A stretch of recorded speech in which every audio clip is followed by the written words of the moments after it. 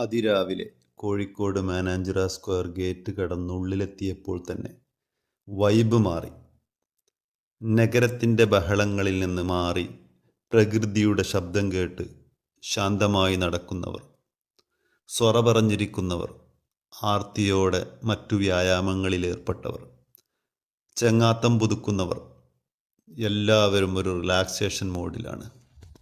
മാത്രമല്ല, എല്ലാതരം വ്യായാമങ്ങൾ ചെയ്യാനും വിവിധ തരം എക്യുപ്മെൻസുകൾ ഒരുക്കി വച്ചിട്ടുണ്ട് അവിടെ എത്തുന്ന സംഗീതപ്രേമികൾക്ക് ആസ്വദിക്കാൻ റേഡിയോ മാംഗോ FM പുറത്തേക്ക് വിടുന്ന പാട്ടുമുണ്ട് കൂട്ടിന്.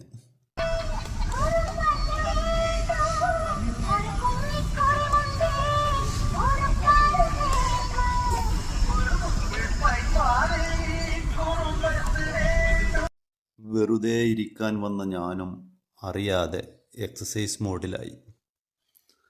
തെരുവു നായ്ക്കളും വ്യായാമ മോഡിൽ തന്നെ എന്ന് തോന്നുന്നു.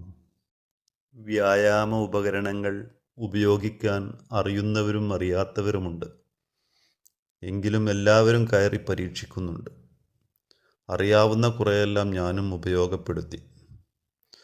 ശരീരം മുഴുവനും സ്ട്രെങ്തനാക്കാനുള്ള എല്ലാം ഇവിടെയുണ്ട്.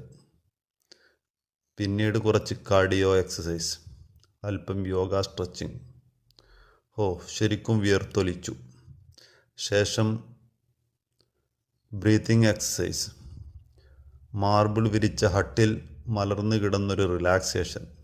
അതിരാവിലെ കോഴിക്കോട്ടെത്തുന്നവർക്ക് പുലരിയുടെ ലഹരി ആസ്വദിക്കാൻ പറ്റിയ ഒരിടം. 1.5 മണിക്കൂർ പോയതറിഞ്ഞില്ല. ഓർക്കാൻ മധുരമുള്ള ഒരു പ്രഭാത സവാരി മനസ്സിൽ നിറച്ചുകൊണ്ട് ഞാൻ മടങ്ങി.